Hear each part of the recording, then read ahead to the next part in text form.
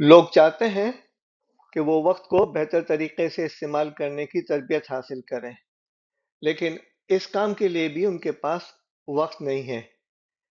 इस सूरत हाल के पेश नज़र हमने जो प्रोग्राम बनाया था कि 108 तजावीज़ पर मुश्तमिल आपको प्रेजेंटेशन दें, उसे हमने मुख्तसर करके कोशिश की है कि 30 इशारात पर इसको महदूद कर लें, ताकि आपके पास जो भी मैसर वक्त है उसके अंदर आप इस प्रेजेंटेशन को देखकर अपनी तरबियत कर सकें, खुद भी तरबियत अपने आप कर लें और अपने माहौल में अपने ज़ेर असर जो लोग हैं वो, और अगर आप उस्ताद हैं या मैनेजर हैं तो अपनी टीम्स और स्टूडेंट्स के लिए आप ये काम कर सकते हैं। हमने इस प्रेजेंटेशन की पीडीएफ बनाकर अपनी वेबसाइट bashirjumma.com पर भी अपलोड कर दी है, और आप हमारी तरफ से इस प्रेजेंटेशन को तोहफे में डाउनलोड करके मुआशरे के अंदर खुद प्रेजेंटेशन देकर अपना कंट्रीब्यूशन कर सकते हैं। आइए हम गुफ्तगू करते हैं कि वक्त के इंतज़ाम की अहमियत क्यों है, या इसके फ़वाइद क्या हैं। ये क्या मुमकिन बनाता है? आपके लिए तवज्जो और फोकस होना मुमकिन बना देता है, आपकी पेशरफ्त को और आपकी कारकर्दगी को बढ़ाता है, और आपके स्ट्रेस और दबाव को कम करता है। यानी आप अगर अपने आप को सेल्फ मैनेज कर लेंगे या सेल्फ ऑर्गेनाइज कर लेंगे तो ऐसी सूरत हाल के अंदर आप पर जो दबाव है वो भी कम हो जाएगा, और आपकी रफ्तार, कारकर्दगी की रफ्तार और तेज हो जाएगी।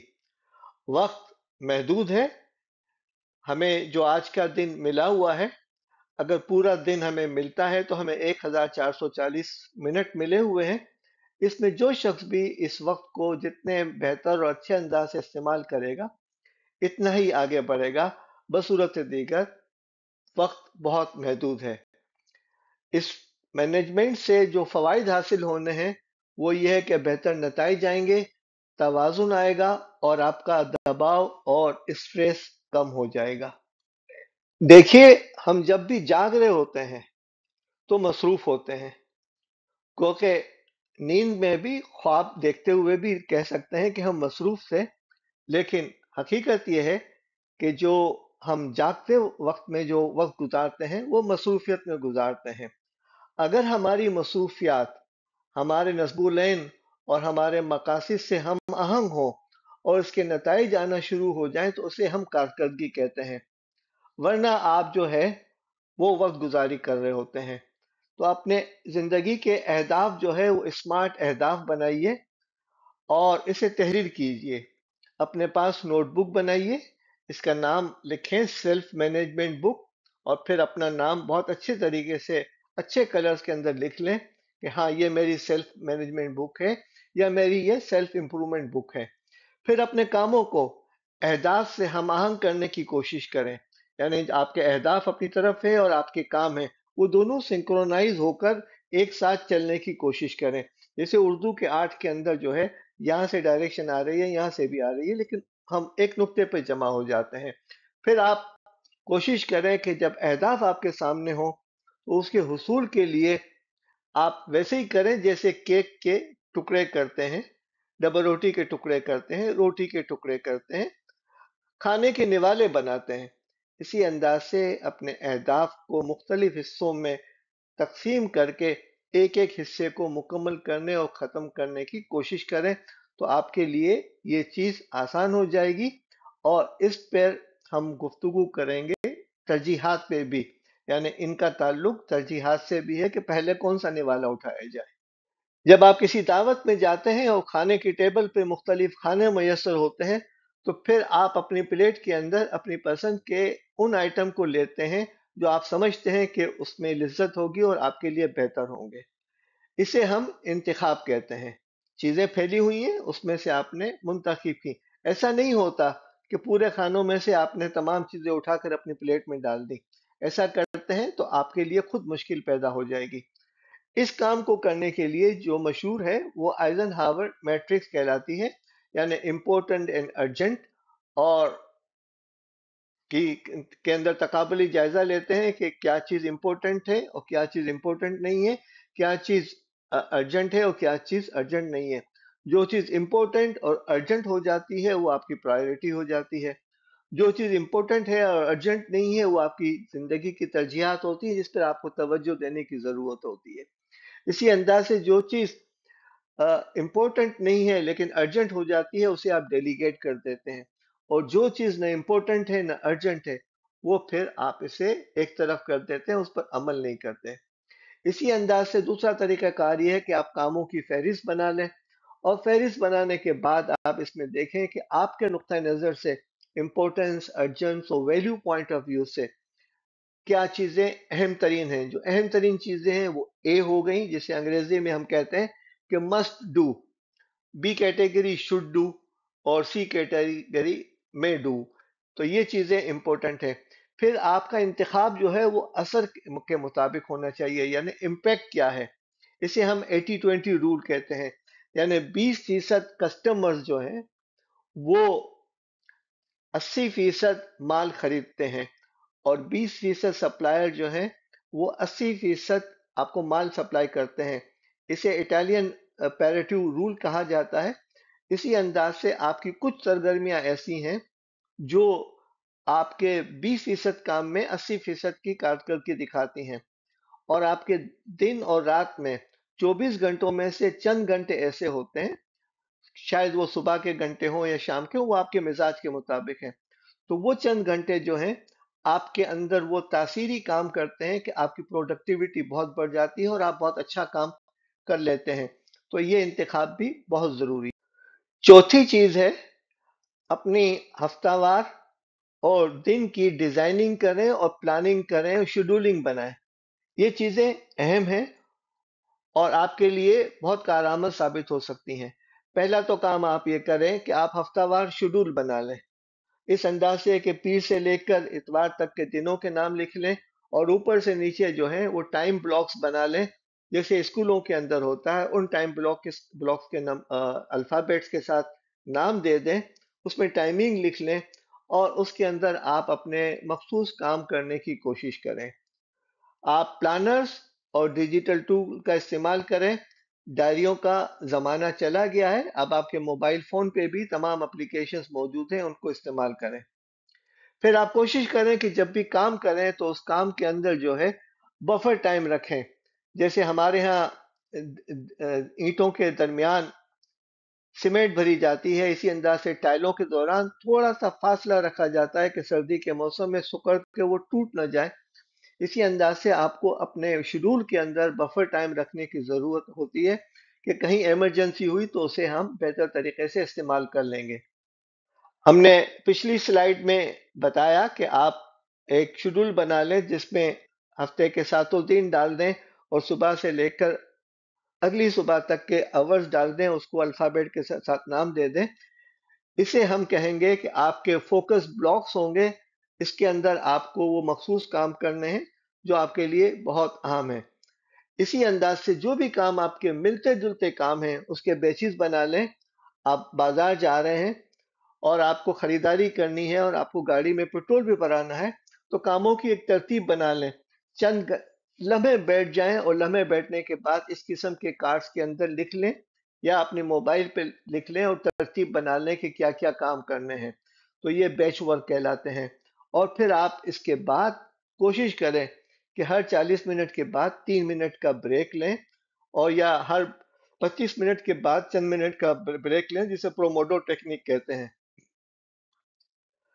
वो कहते हैं ना कि हम अगर सुबह से सवेरे से काम शुरू कर देते हैं तो दोपहर के वक्त हमें थकन होती है। उस थकन के दौरान अगर हम चंद मिनट के लिए लेट जाएं या मेज पे सर रख दें, या आपकी आंख सिर्फ 3 मिनट के लिए भी लग जाती है, तो आपके दिमाग को वो सुकून भी मिलता है और तकवीत भी मिलती है, जिससे आपके अगले घंटे जो है रात सोने तक के बहुत कारआमद हो जाते हैं। इसी अंदाज से कामों के दौरान आप 25-30 मिनट के बाद 3 मिनट का वक्फा लें, या 40 मिनट के बाद 3 से 4 मिनट का वक्फा लें। ये जो पहला जो है 25 मिनट के बाद का वक्फा, इसे प्रोमोडोरो टेक्निक कहते हैं। کہ وہ چھوٹے چھوٹے وقفوں کے کام کے بعد آپ وقفے لیں، اور 4-5 ایسے پیریڈ پورے ہو جائیں تو پھر آپ ایک لمبا وقفہ لے لیں۔ پھر آپ ملٹی ٹاسکنگ سے بچیں۔ ملٹی ٹاسکنگ یہ ہے کہ ایک وقت میں آپ 10 کام کر رہے ہوں، اس سے آپ بچنے کی کوشش کریں۔ ہاں، جو کام آپ سے ہو سکتے ہیں، کہ جیسے آپ گاڑی چلاتے ہوئے اگر آپ کو فون اٹینڈ کرنے کی ضرورت ہے تو فون پہ مختصر بات کی جا سکتی ہے، لیکن گاڑی چلاتے ہوئے میسیجنگ کرنا جو ہے وہ ایکسیپٹیبل نہیں ہے۔ اسی انداز سے ملٹی ٹاسکنگ کی ایک ہماری اردو کے اندر ایک اور مثال دی جاتی ہے کہ آپ ایک وقت میں 2 کشتیوں میں سوار نہیں ہو سکتے اور آپ آگے نہیں بڑھ سکتے۔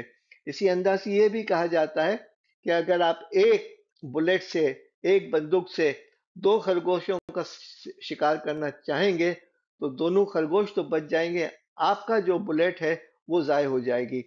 پھر آپ کا جو ڈاؤن ٹائم ہوتا ہے، جس میں آپ تھکے ہوئے ہوتے ہیں، اس میں آرام کی ضرورت ہے، اس کے لیے بھی کچھ مصروفیات تلاش کرنے کی کوشش کریں جو آپ کے لیے کارآمد ثابت ہو سکتی ہیں۔ 7واں مشورہ یہ ہے کہ وقت کے ضیاع اور توجہ کی رکاوٹیں ختم کریں۔ آپ کا سوشل میڈیا آج کے دور کا سب سے بڑا ٹائم ویسٹر ہے۔ آپ ایمانداری کے ساتھ دیکھیں کہ صبح آپ اٹھتے ہی نماز پڑھنے کے بعد آپ موبائل اٹھا لیتے ہیں، واٹس ایپ دیکھنا شروع کر دیتے ہیں، فیس بک دیکھنا شروع کر دیتے ہیں، اور آپ کا دن جو ہے ان چیزوں میں گزر جاتا ہے۔ یہ ویسے ہی ہے کہ سمندر پہ آپ جاتے ہیں ساحل پر اور آپ آگے بڑھتے رہتے ہیں، اس لیے کہ اس مٹی میں چلنا آپ کے لیے آسان لگتا ہے، اور یہ مٹی نہیں ہے، یہ دلدل ہے، اور آپ پھنستے ہوئے چلے جاتے ہیں۔ آپ یقین کیجئے دن کے 3 گھنٹے بھی اگر آپ لگا دیتے ہیں تو 1/8 یعنی 12.5% ٹائم آپ کا اس میں چلا گیا۔ حالانکہ اگر 12.5% میں کہہ رہا ہوں تو وہ بھی صحیح نہیں ہے، اس لیے کہ آپ 8 گھنٹے اگر سوتے ہیں تو 16 گھنٹے میں سے اگر 3 سے 4 گھنٹے آپ کے نکل گئے تو 25% ٹائم آپ کا سوشل میڈیا پہ چلا جاتا ہے۔ تو آپ سوشل میڈیا کے لیے ٹائم مختص کر دیں کہ مجھے تھکے ہوئے اس وقت کے اندر 10 منٹ یا 15 منٹ سوشل میڈیا دیکھنا ہے اور اس سے زیادہ نہیں دیکھنا۔ پھر اپنے پاس ایک واضح ایجنڈا اور توقعات رکھیں کہ ہاں مجھے یہ چیز کرنی ہے، آج کے دن یہ کام کرنے ہیں۔ آپ کے موبائل پہ جو ہے وہ ٹو ڈو لسٹ بنی ہوئی ہو، آپ کے اس جگہ پر ایک ٹو ڈو لسٹ بنی ہوئی ہو اور آپ اس پہ کام کر رہے ہیں، اور پھر آپ توجہ بڑھانے والی ورک سپیس بنانے کی کوشش کریں جہاں رکاوٹیں نہ ہوں اور ڈسٹریکشن کے بلاکس ہوں۔ آپ کے لیپ ٹاپ پہ آپ کام کر رہے ہیں اور وہاں پر نوٹیفیکیشن آ رہے ہیں تو آپ اپنے آپ کو خود ہی دعوت دے رہے ہیں کہ آپ بیل مجھے مار، آپ اپنے آپ کو بچانے کی کوشش کیجئے، ورنہ آپ اپنے آپ کو مشکلات میں ڈالنے کی کوشش کر رہے ہیں۔ 8ویں تجویز یہ ہے کہ جو دور جدید کے ٹولز ہیں، آٹومیشن ہیں اور ڈیجیٹل چیزیں ہیں، ان کو آپ سیکھیں اور استعمال کریں۔ ہم اور آپ کیا کرتے ہیں، جیسے ہی موبائل فون ہمارے پاس آیا، کوئی نیا فون آیا، ہم نے اس کو سیکھنے کی کوشش نہیں کی، ہم نے مینول نہیں پڑھا اور ہم نے خود ٹک ٹک شروع کر دی۔ آپ یقین جانیے کہ ان موبائل فونز کے اندر جو پوٹینشیل ہے اور جو کیپیبلٹیز ہیں، اس کا شاید ہم 20% بھی استعمال نہیں کر رہے ہوتے۔ تو انہیں لرن کرنے کی کوشش کریں، انہیں سیکھنے کی کوشش کریں، انہیں گوگل کرنے کی کوشش کریں۔ تو ٹاسک مینیجر اور پلانرز کا بھرپور فائدہ اٹھائیے، دہرائے جانے والے کاموں کو آٹومیٹ کیجئے، یعنی ای میل کا جواب اگر ایک ہی قسم کے جواب دینے ہیں تو اس کی ٹیمپلیٹ بنا لیں اور اس کے اندر جو چیزیں چینج کرنی ہے اس کو ہائی لائٹ کر کے رکھ دیں، کاپی پیسٹ کریں، ہائی لائٹ کو آپ چینج کریں اور اس کو آگے بڑھا دیں۔ اسی انداز سے اپنی چیزوں کو اور کاموں کو اور معاملات کو جو ہے کلاؤڈ اسٹوریج کے ذریعے سے استعمال کرنے کی کوشش کریں۔ پھر آپ اس بات کی کوشش کریں کہ ہر چیز کی ایک جگہ ہو اور ہر چیز اپنی جگہ پر ہو، اور یہ کام آپ دیکھیں کہ کچن کے اندر ہماری خواتین کتنے بہتر طریقے سے کرتی ہیں کہ ان کے ہاں ترتیب کیا ہوتی ہے۔ پھر آپ اس بات کی بھی کوشش کریں کہ جو کام مکمل کر لیں اسے آپ پھر اپنی جگہ سے ان تمام چیزوں کو ہٹا دیں جو اس کام کو کرنے کے لیے ضروری تھی۔ جیسے کنسٹرکشن کے بعد تمام چیزوں کو کلین کیا جاتا ہے، اسی انداز سے گھروں کے اندر کھانے کے بعد تمام چیزیں کلین ہو جاتی ہیں۔ تو اسے سیکھنے کی اور لرن کرنے کی کوشش کریں۔